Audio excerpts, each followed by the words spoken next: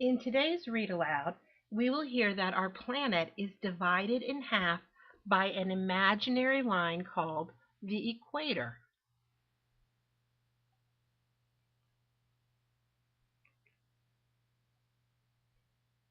Say the word equator with me 3 times.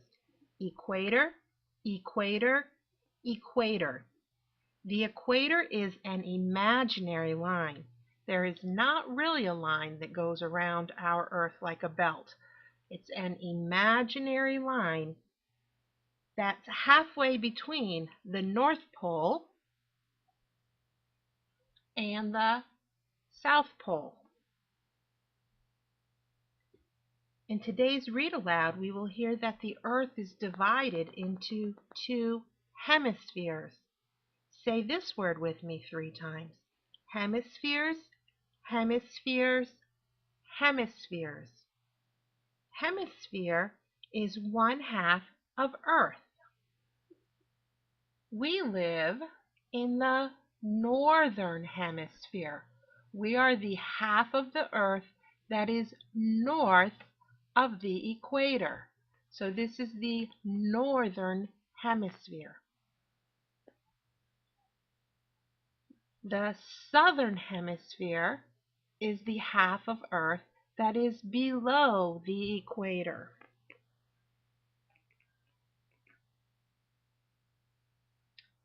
If we took an orange and cut it right through the middle, the part above the cut would be the northern hemisphere. The piece below the cut would be the southern hemisphere.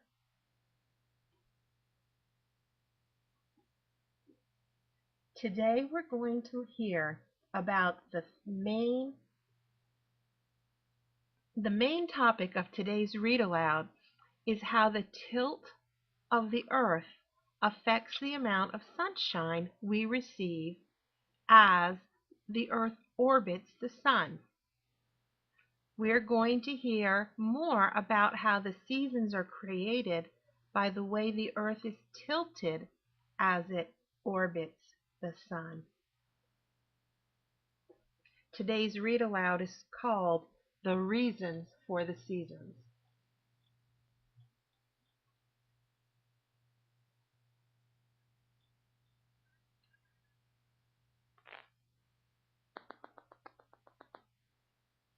Right now, the Earth is moving. Even though you cannot feel it, Earth is always moving in space in 2 ways. We have already learned about one way the Earth moves. That is called rotation. Rotation is the movement of the Earth around its axis. So here's its axis, and the rotation is the movement of the Earth around its axis. The Earth takes 24 hours to turn or rotate once on its axis. The Earth rotates in a counterclockwise direction from daytime to nighttime and back to daytime again. During the rotation, the part of the Earth that's facing the sun is in daytime. The part of the Earth that is away from the sun is in nighttime. Sunlight hits our planet and moves across it from east to west. This is why we see the sun rising in the east and setting in the west. Sunset eventually occurs when certain parts of the Earth turn or rotate away from the sun and nighttime begins. The cycle continues all over and over again and again.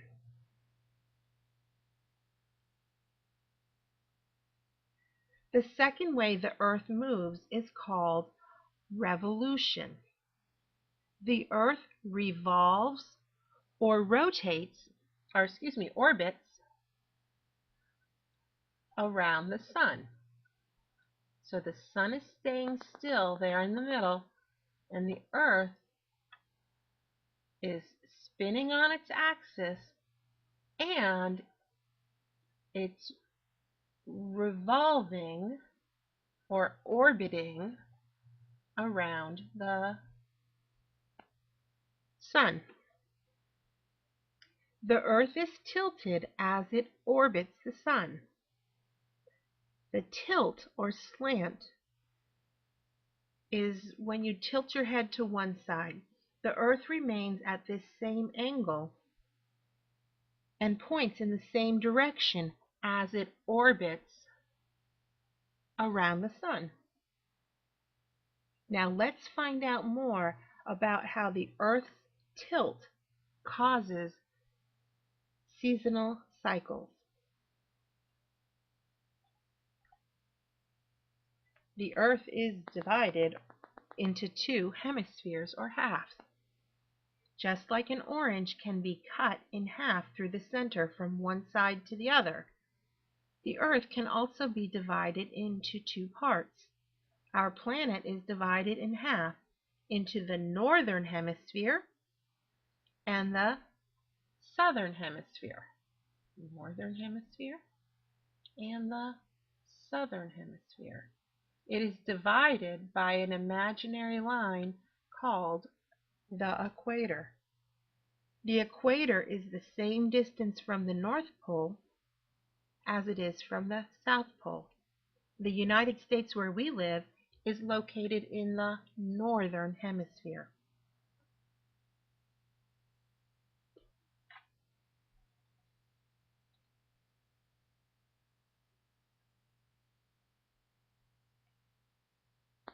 When the northern hemisphere is tilted toward the sun during the Earth's revolution around the sun, it receives more light from the sun at more a direct angle. During this time, it is summer in the northern hemisphere. Around June 21st each year, the sun reaches its highest point overhead in the northern hemisphere. This is called the summer solstice, and it is referred to as the longest day of the year. That means there is more daylight for a longer period of time on that day than on any other day of the year. People in the southern hemisphere are experiencing winter, while people in the northern hemisphere are experiencing summer. On June 21st in the southern hemisphere, that part of the Earth is tilted away from the sun, with the sun at its lowest angle in the sky. The sunlight is not as strong or intense, and there is less of it, so that part of the Earth receives less light and less energy than the northern hemisphere.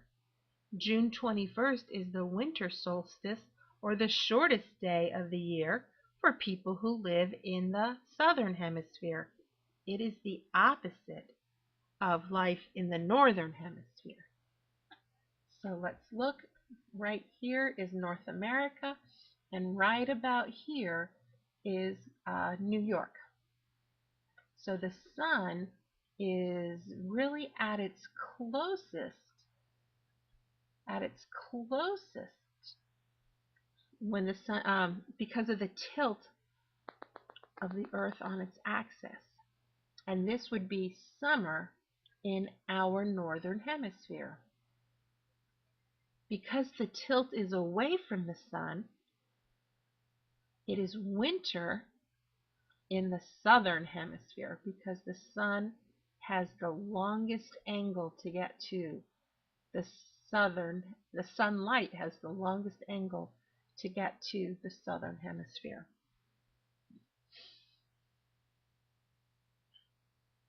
As the Earth revolves around the sun,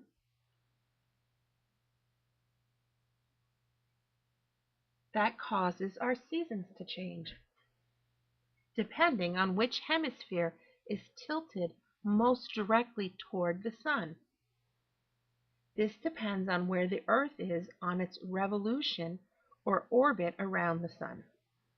One revolution takes 1 year, and each hemisphere is tilted directly in the sun for part of that year. 6 months after the longest day in the northern hemisphere, the shortest day occurs. The winter solstice in the northern hemisphere is on December 21st. This is, of course, the longest day in the southern hemisphere.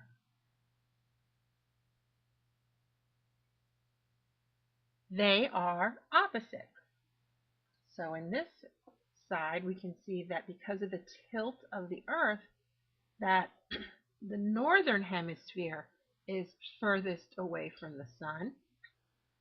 So it's taking less energy or more energy for the rays to get to the Earth, to our part of the Earth, and that causes winter in our half of the hemisphere.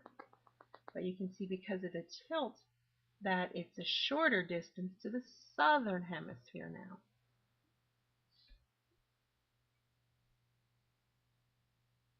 When the Earth is halfway between the two solstices, the winter solstice and the spring solstice and the summer solstice, that means that both hemispheres are getting the same amount of heat and energy from the sun. And when that happens, we have 2 days that are called equinoxes. The spring equinox marks the beginning of spring, and that's on March 21st. The autumn equinox, which marks the beginning of autumn, is on September 21st. On those 2 days, there is an equal number of hours of daylight and of darkness. The cycle of one complete orbit or revolution around the sun marks or measures 1 year. Living things respond to changes in sunlight and the warmth throughout the 4 seasons. With increased sunlight and warmth during spring and summer, many living things tend to grow well. Animals are born and plants grow. With the decreased sunlight during autumn and winter, some plants are ready to be harvested, whereas others simply die. Some become dormant or inactive and stop growing and making new leaves for winter. They wait quietly for the sunlight to return. You will see that most trees do this in the fall and in the winter. Some animals, to avoid the winter chill, hibernate or migrate. When animals migrate, they move to warmer climates.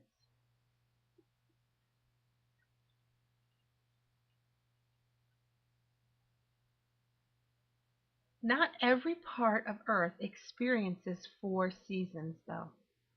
Different parts of the Earth have different types of weather. This is partly because of the shape and the tilt of our planet.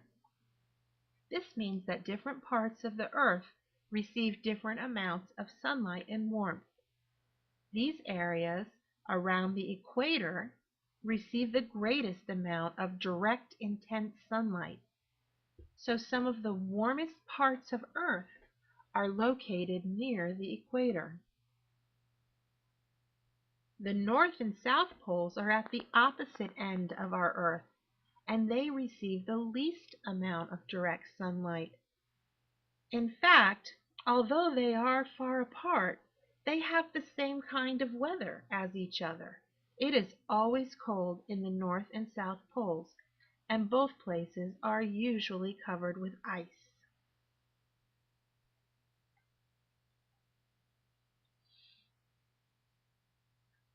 In the next lesson, we will learn more about the cycle involving the 4 seasons and how each season brings with it an ever-changing landscape.